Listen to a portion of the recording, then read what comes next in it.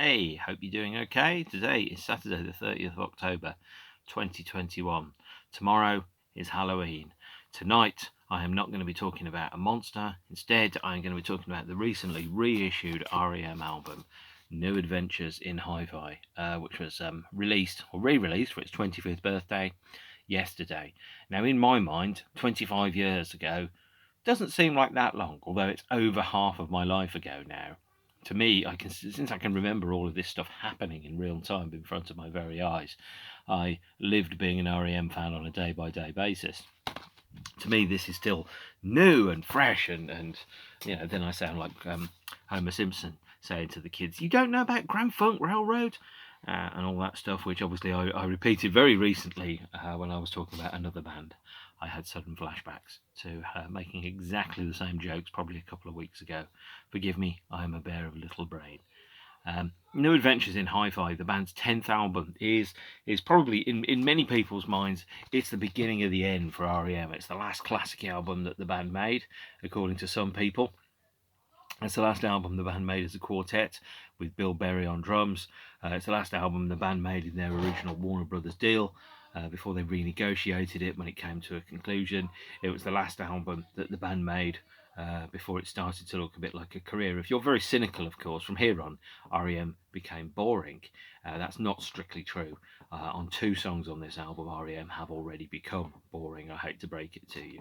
New Adventures in HiFi is a strange and unusual album. It was the first double vinyl album released by the band, although obviously in the days of CD bloat, a 66-minute album which had to be on two vinyl discs was a double album, but since the dominant format at the time was CD, the concept of an album being a double was somewhat elastic. It wasn't seen as the same great and grand statement that perhaps a Pink Floyd double album 15 years previously would have been.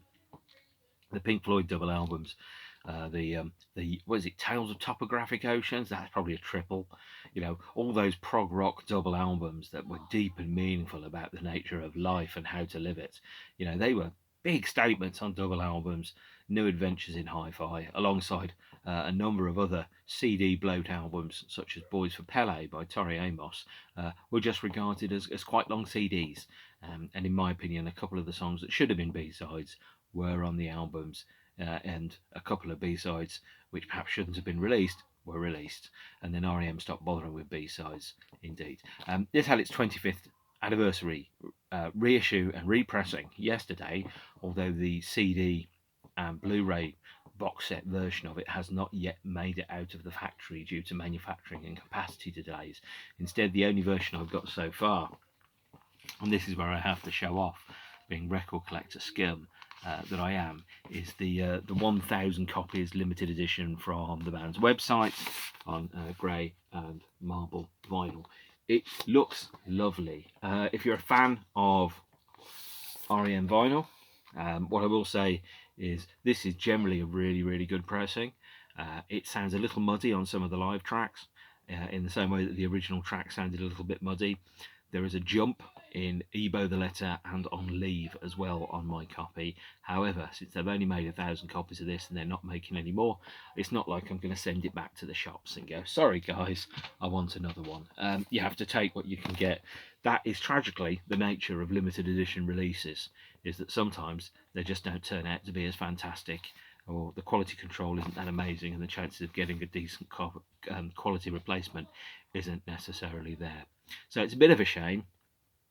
I would say do clean it and check it before you commit to it, if that makes any sense, because my pressing jumps at exactly the same spot in Leave, which is the first line of the song, and exactly the same spot in Ebo on every deck I've played it, which is somewhere in the second verse. Anyway, New Adventures in HiFi, 14 songs from the band's 1995 and 1996 era. So, somewhat flippantly, in an interview for the Monster album, Peter Buck said something along the lines of, well, we might try to write and record some songs in the sound checks. And then all of a sudden, a journalist mentioned in passing, is it true that Peter just said that you'll be making another album on tour in the soundtracks? And then, Mike and Michael kind of thought, actually, that's not necessarily a bad idea. So New Adventures in HiFi is R.E.M's Road album, as typified by the cover of the original release here, which is a photograph taken out of a tour bus window by Michael Stipe. It's an abstract photograph, although it is obviously also very, very clearly exactly what it is. It's an album about transition and movement and departure, and it's also about fame and fortune. But it's less kind of it's less ambiguous, I think, than Monster. Monster is an album that very much kind of talks about um, relationships through the prism of relationship fraud.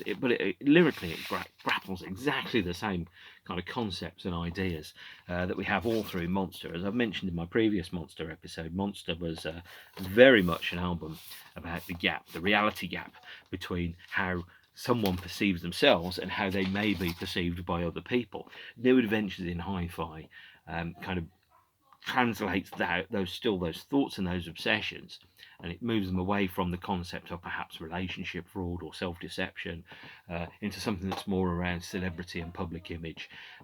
Some people say Michael Stipe writing about fame is boring. I understand that, but this is not the kind of juvenile navel-gazing crap that Guns N' Roses did with Get in the Ring, where they accused various journalists of not getting as much pussy as the band gets, and the journalists need to suck their fucking dicks, I believe, in what is one of the very worst of the Guns N' Roses songs ever recorded. And for a band that often were as good as Guns N' Roses were also far too prolific at writing absolutely terrible songs, specifically Get in the Ring and One in a Million, and they're absurd, terrible songs. But I didn't come here to criticise Guns N' Roses. I came here to talk about R.E.M, which, according to Michael Stipe's Rock and Roll Hall of Fame speech in 2006, his grandmother said, "Remember every moment." And that's exactly what this is. This is an album that's a travelogue, taking snapshots from the band on their 1995 Monster World Tour. And the 1995 Monster World Tour didn't go particularly well. Right from the first show, they were playing new material. So from the first show, here's the Monster tour program, and it's got a list of the dates that are inside. These are the dates that are actually played, not the dates that they originally booked. So the first show, 13th of January 1995 in Perth. The band played new material. They played a song called Revolution, which they'd recorded during the Monster period, but they hadn't put on the album. And Revolution did make an appearance in a studio recorded form, later revisited during the Monster sessions and New Adventures, on the truly terrible soundtrack to the truly terrible Batman movie, which has, I think, George Clooney in it, and the Batsuit has nipples in this film, which therefore means that it's a terrible film. George Clooney suffers in this Batman movie because he is very probably the best Batman. Yes, better than Michael Keaton and Christian Bale, and better than Val Kilmer. The best Batman in the worst Batman movie. Kind of like what happened with another George Lazenby in On Her Majesty's Secret Service, the worst Bond in the best Bond movie. Nonetheless, Revolution made an appearance in a studio version on the soundtrack to the film. I think it's Batman and Robin.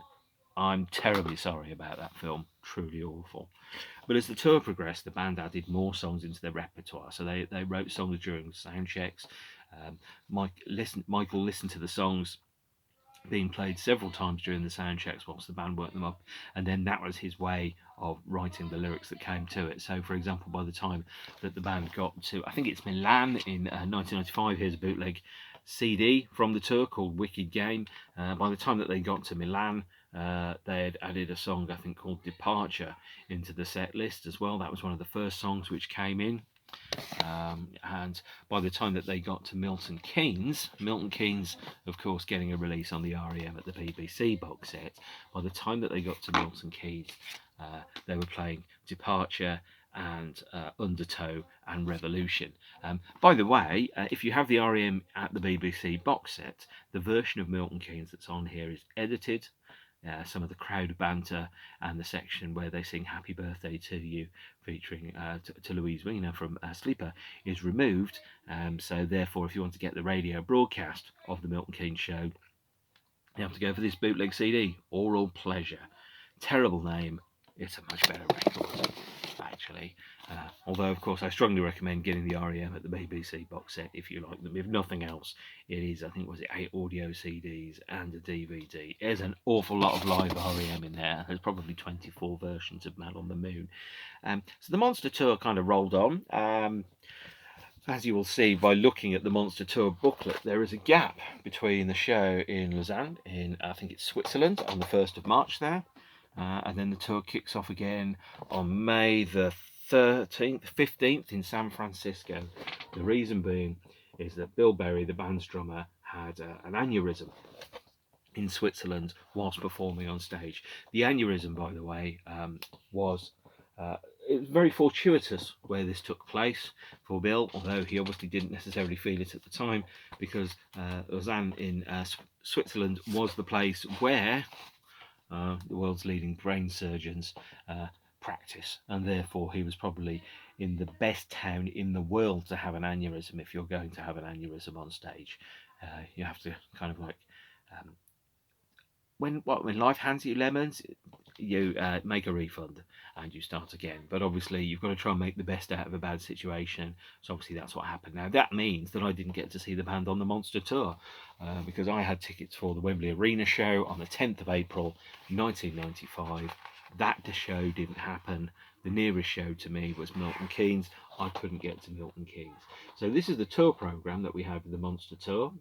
The band added a number of songs throughout the length. By the time they got to the end of the tour, they were playing 5 new songs from New Adventures in HiFi on the tour. So they were playing Undertow, Departure, Revolution, although that obviously didn't make it onto the album.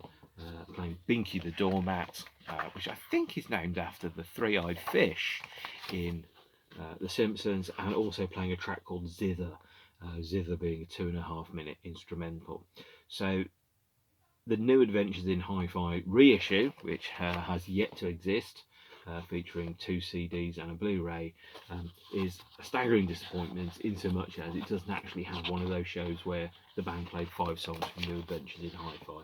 The Monster Tour continued through to the 21st of November 1995, with the final show, or the final 3 shows at the Atlanta Omni. Those shows were filmed and recorded.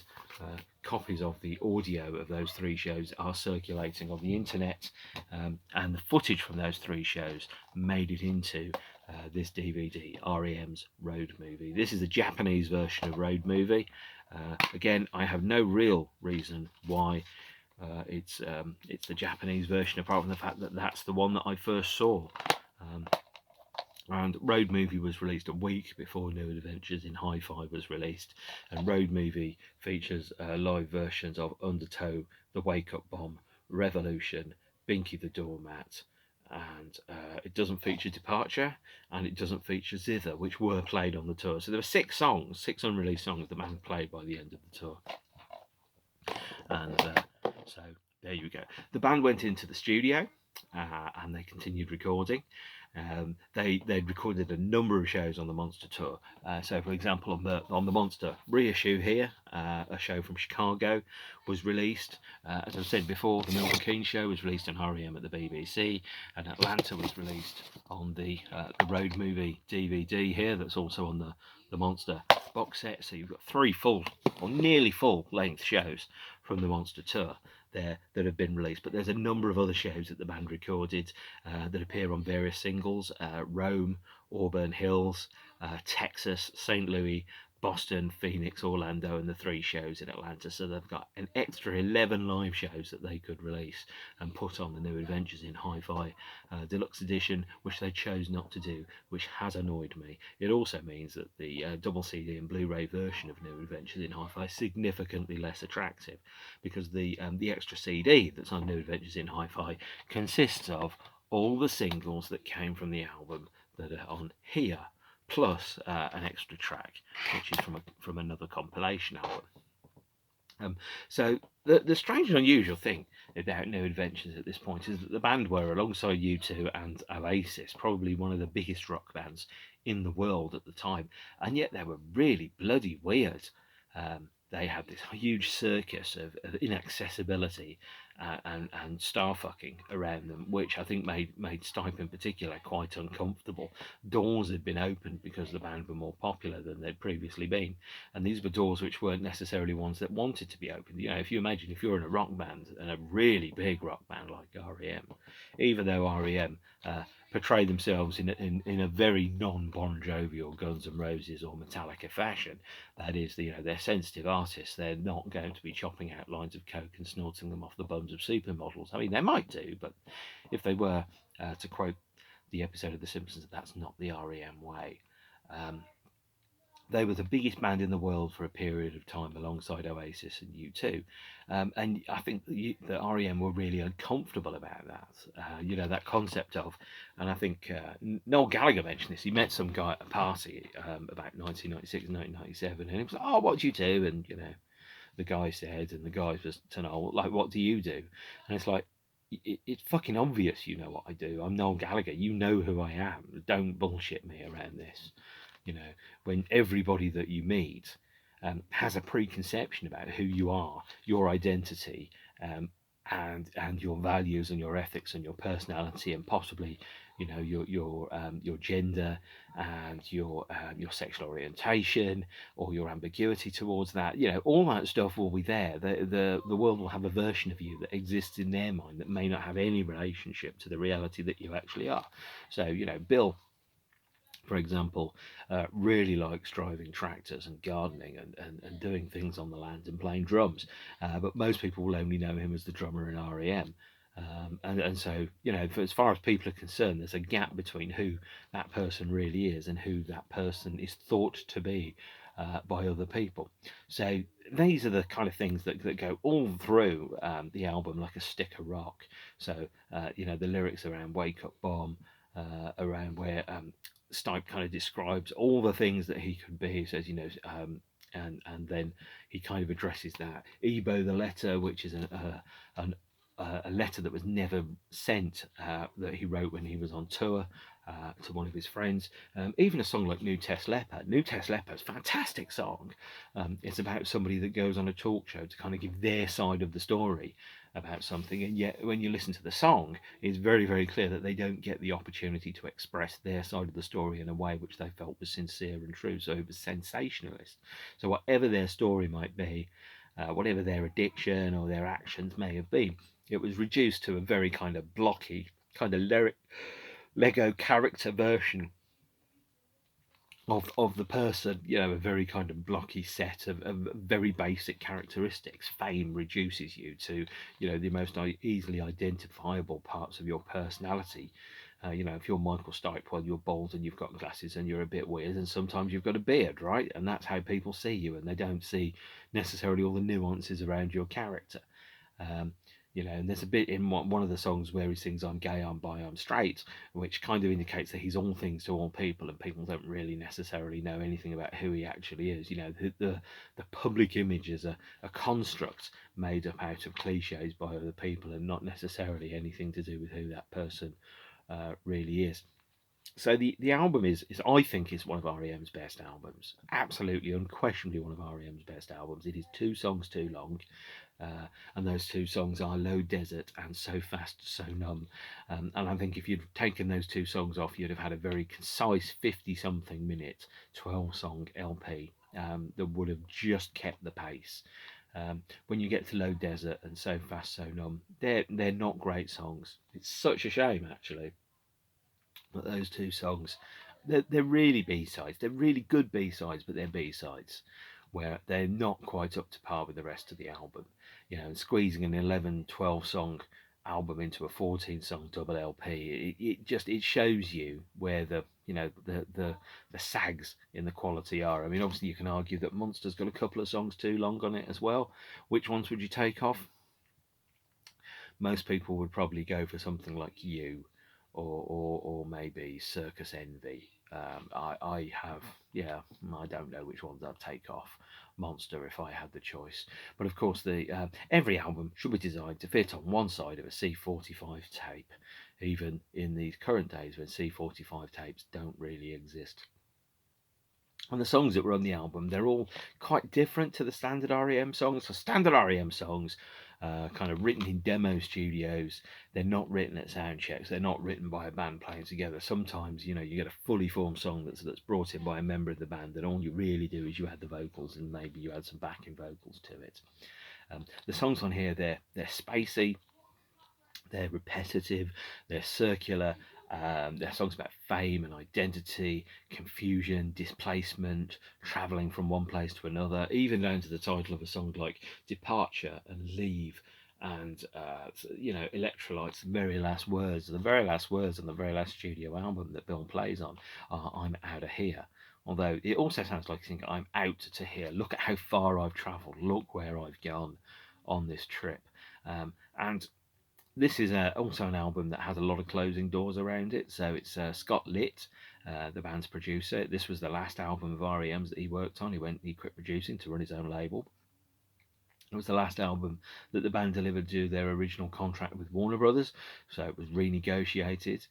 It was the last album that Bill Berry played drums on. It's also the last album that was recorded by Jefferson Holt, was a member of the band's organisation. And if you look sometimes at the description of the members of REM, it was often Berry, Mills, Buck, and Stipe, and then below it, Holt and Downs as non-musical parts of the band's organisation.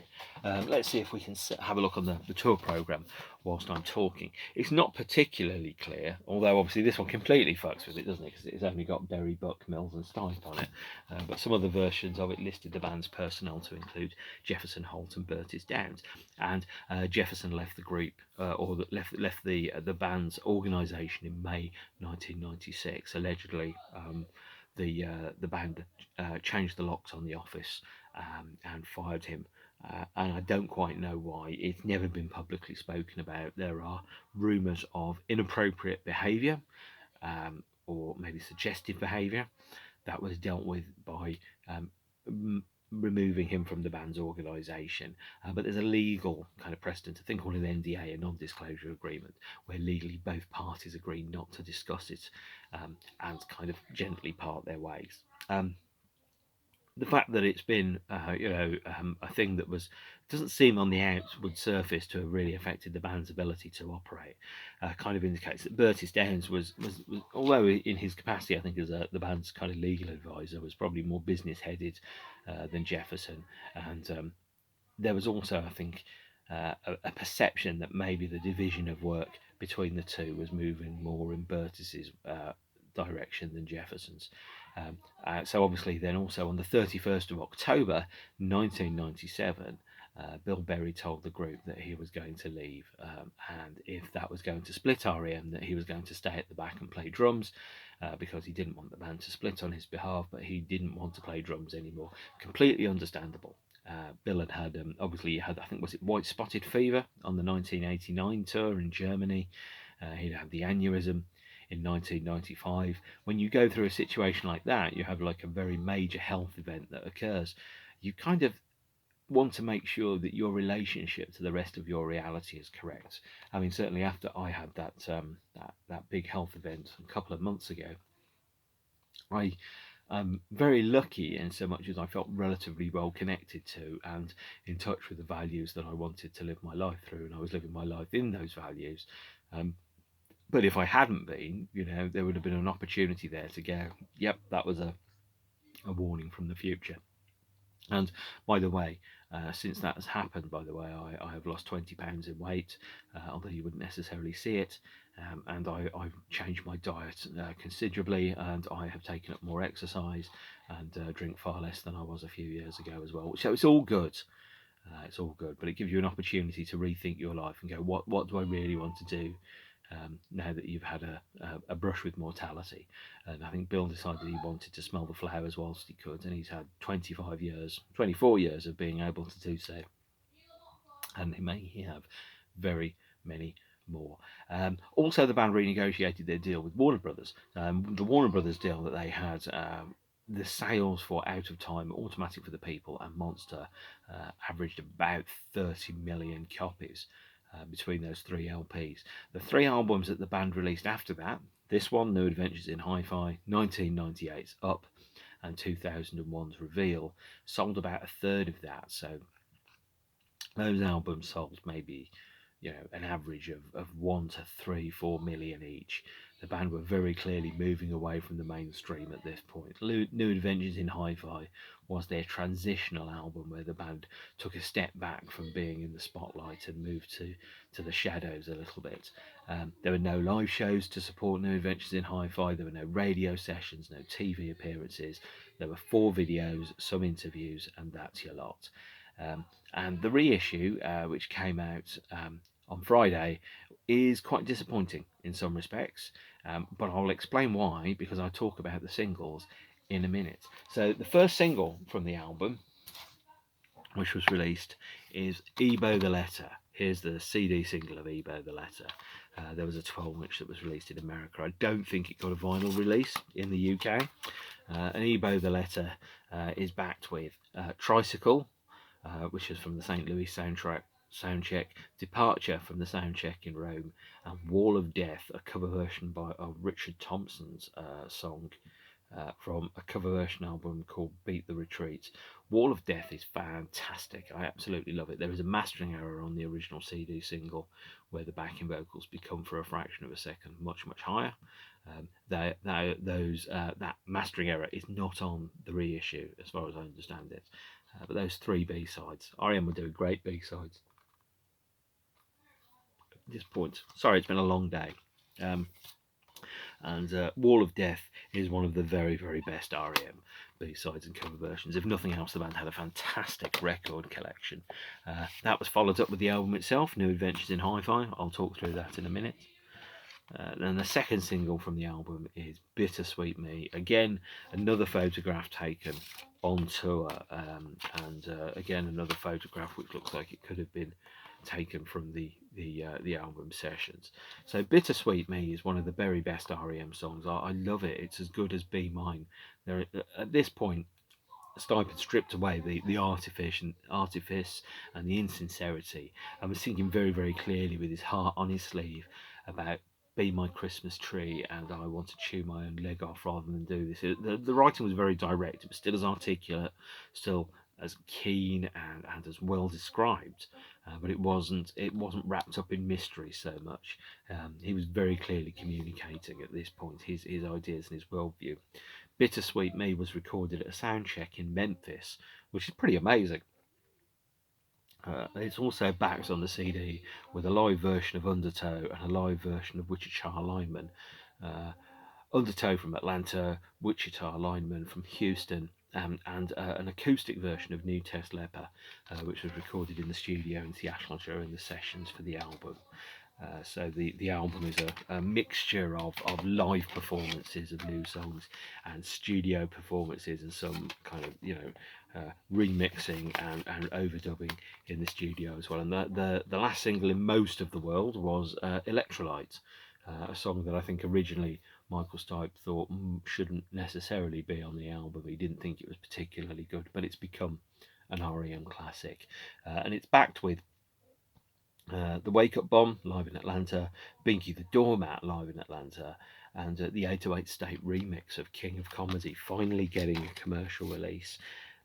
And for a year and a half or so, the only place to get the King of Comedy remix was on the 12-inch, the promo 12-inch, which I'm kind of showing you here, which is perhaps not the best R.E.M remixes ever. R.E.M actually have been historically known for being absolutely terrible at remixes. There has not been a good R.E.M remix ever. There was also the fourth and final single from the album, only released in the US as a CD single, was How the West Was Won and Where It Got Us. This is backed with another 3 tracks. It's backed with an alternate version of Be Mine, a studio recording of the cover version of the Trogs' Love Is All Around, and finally a cover version of Vic Chestnut's Sponge. Sponge is a great song. Again, R.E.M have got fantastic record collections, although it is pretty weird to think that you've got a number of pretty rare songs where actually the previous B-sides were just live versions and remixes. Sponge also got its own release as a promotional CD single here, released in 1996, and yeah, it's that's a nice little curiosity. Then comes the album, New Adventures in HiFi, which I've kind of talked around a little bit previously. This is the 1996 special edition of the album. At this point, special editions of R.E.M. albums only ever contained weird and unusual packaging. This photo, by the way, is the photograph of a lift in New York, and the cover here and the booklet that we got effectively sees Michael Stipe kind of exploring his graphic interest. So he was very interested in graphic design and presentation, not just lyrics. Michael Stipe's not really that much of a musical guy, so he's perhaps more interested in visuals, imagery, mixed media, that type of stuff. So we've got lots and lots of photographs he's taken, or photographs taken of him, because it's not just him, it's a band identity. But what it does do is it allows, I regard these special editions as being really little Michael Stipe art projects, actually, where he presents photographs that present a collage of ideas and visuals around it. So that's a very famous place in America. God, this thing hasn't been open for a while. I can smell it. I probably shouldn't tell you that, but there you are. And then you've got the excerpts from the lyrics here in the various songs in the book, and you've got photographs which have been taken on the road as well, including obviously photographs of various people who are in the bands. What I will say is, as we go through the album, probably the very worst song on any R.E.M. album to date. By the way, that's from the cover of Ebo the Letter. The very worst song that's on any R.E.M. album to date is Leave. Leave has a fantastic intro. It has a very annoying main song, which in fact the band only played live, or started playing live, in 2005. There's, I think, an Oberhorn 1 synthesizer, which Scott McCoy or Ken Stringfellow, I can never remember which one, I think it was Scott McCoy played, which he did by rapidly switching it on and off for 7 months to create that kind of wee noise, which is really annoying. This here, by the way, this photograph is a photograph of a work of art called The Bride Stripped Bare by Her Bachelor's Even, which is an unfinished sculpture by Marcel Duchamp, and according to the text on here, this is in Pennsylvania. So this is a shot of the silhouette of that poking through a window.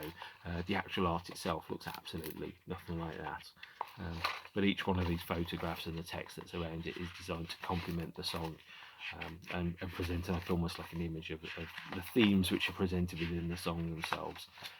And then this is, by the time we get to 12, we've got here's the low desert itself. The mountain yawns, the clouds let out a sigh, tripped again, let go, okay. So there's the low desert, and there's finally we get to So Fast So Numb. Again, not my favourite R.E.M. song, as Electrolite. And here's of course the picture taken in a lift in New York, and there's the CD inside a fancy bookcase. Lovely bit of packaging and design. For some reason, much more expensive than the regular version of the CD. So it's only relatively recently, as R.E.M. fans have got bored with the band and started selling off their collections, that I've decided to go and get that. In 2005, like a lot of the R.E.M. albums, New Adventures in HiFi was issued with a 5-1 mix by Elliot Schneier. And that 5-1 mix here is presented on the DVD. It's the same 5-1 mix that is on the Blu-ray. There might be some minor changes, but generally and by and large it is the same 5-1 mix that's approved and signed off by the band. There's the photograph again of the bride stripped bare. And the 2005 version contains no bonus material. It does contain an electronic press kit, a 16-minute mini documentary. On the Blu-ray version of New Adventures in HiFi, that 16-minute documentary is spread out to 30 minutes, and you do see R.E.M. performing a cover of Patti Smith's Dancing Barefoot on this, but it's only about a minute or two. Also, if you're the kind of sad sack like me that buys the CD singles, when you line the CD singles up, the CD singles say New Adventures and then in HiFi, there, which is the page which you will have seen earlier on in the book pack. Here, hello. The 2021 reissue of the album adds a bonus CD, which consists of nothing but the B-sides plus an alternate version of Leave. The alternate version of Leave, recorded at the same time as the rest of the album, also appeared on the soundtrack to the film A Life Less Ordinary. R.E.M. would give some of their best material sometimes to soundtrack albums. The alternate version of Leave also appears on this double disc of the best of R.E.M. in time, 1988 to 2003. And the promo videos, which are also on the Blu-ray, are on the best of R.E.M. in view, 1988 to 2003 DVD that staggeringly now is 18 years old. I find it hard to believe these videos are 18 years old, but so be it. Of course, the only version so far that's made it out into the big bad world has been the vinyl repressing of the album. I think the double CD and Blu-ray version is a staggering disappointment. I'll be really honest about it. It has it has no unheard audio on it at all. Even though the band went into the studio, they went into the studio in Seattle in March and April 1996, and they redubbed, they overdubbed, and added to and remixed every track off the album, plus 6 or 7 extra tracks. So they did cover versions of Dancing Barefoot. They also did a song called We're an American Band, Candleman, Lewis, Monkey Shines, Open Up, Infected, Can Opener, and an instrumental version of Day Sleeper. So effectively you've got 22 alternate studio takes, which the band chose not to put on as extra unheard audio on this release. They didn't put any live material on there, so even though they've got the last full live show played by Bill Berry, which has a unique set list, including the only performance of Radio Free Europe with Bill on drums on the entire tour, and 5 or 6 songs live from the album.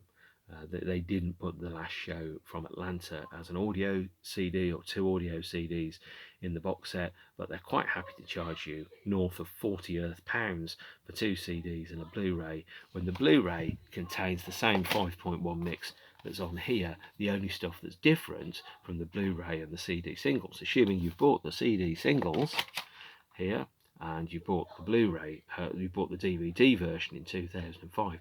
The only thing that's different is you get 14 extra minutes of an electronic press kit, and you get some films that the band used as promotional projections that they broadcast onto the side of buildings on the day that the album was released. What a waste of money, what an insultingly Spartan and thin selection of bonus material, especially when you've got 22 unreleased studio tracks or unreleased studio mixes that you could put on there, and especially considering you've got 11 full live shows that you could put on there. They could easily have made this into a 5 CD set. Very little extra work, just mix up and finalise those demos that you worked on, include the B-sides if you've absolutely got to, include the Atlanta show, the last Atlanta show as 2 CDs, and then you've got 1 unreleased live show plus 22 demos as the bonus bait to get me to buy it, because I'm not going to buy the CD stroke Blu-ray version just to get an extra set of 14 projections which weren't good enough to be shown on anything apart from the side of a building, and an extra 14 minutes of a documentary which frankly should have been included in the first bloody place anyway. That is New Adventures in HiFi. I think it's a fantastic R.E.M. album. As I've mentioned before, this is the marble vinyl version, which sold out staggeringly quickly, somewhat fortuitously, and I'm not showing off about this at all. I just happened to look at the band's website at about 1 minute to 2 o'clock, which is 1 minute to 9 a.m. In US time, and that's when they announced the release, and I then clicked through and I bought it before it sold out. It sold out in something like 5 to 10 minutes, the clear and marble version of the album. The black version is still fantastic, well cut, well mastered. It's the best vinyl pressing of it that there's been. Hopefully you will enjoy it. However, as I've said before, my version does skip on a couple of songs, so be careful around that. That's New Adventures in HiFi, the last R.E.M. album featuring Bill Berry on drums. It's one of their best. It's 2 songs too long, but otherwise there is nothing I can criticise this album about, apart from the fact that I didn't get to see R.E.M. with Bill Berry because Bill had an aneurysm. All things considered, I'd rather have a living Bill and have seen R.E.M. a couple of years later than have a not living Bill and seen R.E.M. at Wembley Arena in 1995. Otherwise, we would have missed out on a heck of a lot of great material. Yes, I'm a huge fan of the post-Bill era of R.E.M. And in future months, I will bore you with me telling you how good they are, and also some of their mistakes. Yes.